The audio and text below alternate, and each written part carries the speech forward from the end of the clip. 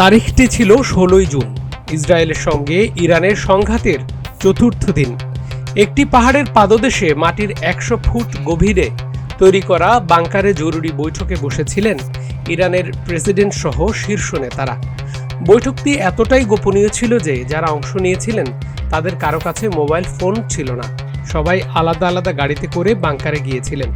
কিন্তু সব ধরনের সতর্কতা সত্ত্বেও বৈঠক শুরু হওয়ার পরপরই ইসরায়েলি যুদ্ধবিমান বাংকারের উপর ৬টি বোমা ফেলে। লক্ষ্যবস্তু ছিল বাংকারে প্রবেশ ও বের হওয়ার ২টি দরজা।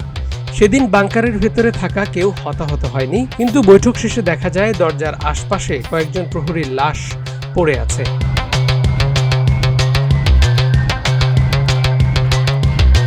এই হামলা ইরানের গোয়েন্দা ব্যবস্থাকে পুরোপুরি বিপর্যস্ত করে ফেলে। অল্প সময়ের মধ্যেই ইরানি কর্মকর্তারা ভয়াবহ ধরনের নিরাপত্তা ঘাটতির খবর পান। মূলত ইসরায়েলি বাহিনী ইরানি নেতাদের বাংকার বৈঠকের তথ্য পেয়েছিল দেহরক্ষীদের মোবাইল ফোন হ্যাক করে। এই দেহরক্ষীরা নেতাদের সঙ্গে বাংকারে গিয়ে বাইরে অপেক্ষা করছিল। দেহরক্ষীদের মোবাইল ফোন কিভাবে হ্যাক করেছিল নাকি তারাই টাকার বিনিময়ে এসব ফাঁস করেছিল তা নিয়ে ধোঁয়াশা আছে। দেহরক্ষীদের ফোন ট্র্যাক করার বিষয়টি আগে কখনো প্রকাশ্যে আসেনি। এটি ছিল ইসরায়েলের বড় ধরনের গোয়েন্দা তৎপরতা। তাদের লক্ষ্য ছিল সব ধরনের নিরাপত্তা ব্যবস্থা ভেদ করে ইরানের শীর্ষ নেতাদের লক্ষ্যবস্তু বানানো। এক্ষেত্রে গোয়েন্দারাও সফল হয়েছিল।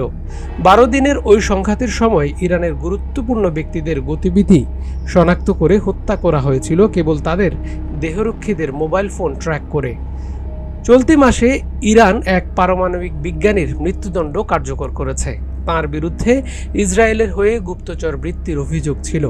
৩ জন জ্যেষ্ঠ ইরানি কর্মকর্তা এবং বিপ্লবী গার্ডের এক সদস্য জানিয়েছে ইরান অনেকটা নীরবে সেনাবাহিনী, গোয়েন্দা ও বেশ কয়েকজন সরকারি কর্মকর্তাদের গ্রেফতার ও গৃহবন্দী করেছে। তারা গুপ্তচর বৃত্তির সঙ্গে জড়িত বলে ধারণা করা হচ্ছে।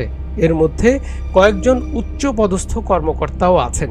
তাদের সঙ্গে যোগাযোগ থাকার বিষয়টি ইসরায়েল স্বীকার করেনি, আবার অস্বীকারও করেনি। ইরানে মোসাদের এজেন্ট হওয়ার প্রধান মাধ্যমগুলো অর্থ ও সুযোগ সুবিধা। মোটা অঙ্কের অর্থের লোভ দেখিয়ে বা পশ্চিমা দেশে বসবাসের সুযোগ দেওয়ার মাধ্যমে ইরানের গুরুত্বপূর্ণ ব্যক্তিদের এজেন্ট হিসেবে নিয়োগ দেওয়া হয়। আদর্শিক মতবিরোধ ও ক্ষোভ, শাসন ব্যবস্থার প্রতি অসন্তুষ্ট কর্মকর্তাদের টার্গেট করা হয়। ইরানের গোয়েন্দা সংস্থার প্রধানদের ডাবল এজেন্ট হিসেবে ব্যবহার করা হয়, যা সাবেক প্রেসিডেন্ট আহমেদিনেজাদ দাবি করেছিলেন। ব্ল্যাকমেইল, ব্যক্তিগত গোপন তথ্য বা দুর্বলতা ব্যবহার করে কর্মকর্তাদের জিম্মি করা হয়। ছদ্মবেশ ও প্রলোভন, সামাজিক যোগাযোগ মাধ্যম বা পেশাগত যোগাযোগের মাধ্যমে ভুয়া পরিচয় দিয়ে তথ্য চাওয়া হয়।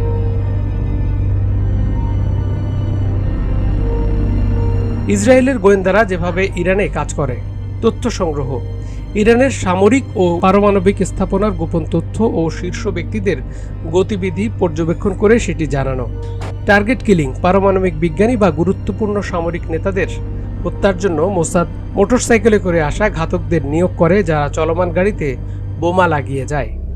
অন্তর্ঘাত, ইরানের ভেতর থেকেই সাইবার হামলা বা বিস্ফোরণের মাধ্যমে ইরানের অবকাঠামো ক্ষতিগ্রস্ত করা। ২০২৬ সালের এপ্রিল মাসের তথ্য অনুযায়ী ইরান বিভিন্ন সময়ে ইসরায়েলি গোয়েন্দা সংস্থা মোসাদের সঙ্গে যুক্ত থাকার অভিযোগে বিপুল সংখ্যক ব্যক্তিকে গ্রেফতার করার দাবি করেছে। সাম্প্রতিক কিছু খবর অনুযায়ী গিলান প্রদেশে আলাদা অভিযানে ৪ জন সন্দেহভাজন মোসাদ এজেন্টকে গ্রেফতার করা হয়েছে। ২০২৫ সালের জুন এবং তার পরবর্তী সময়েও বিভিন্ন দফায় শতাধিক সন্দেহভাজনকে গ্রেফতার ও কয়েকজনকে মৃত্যুদণ্ড কার্যকরের দাবি করেছে ইরান।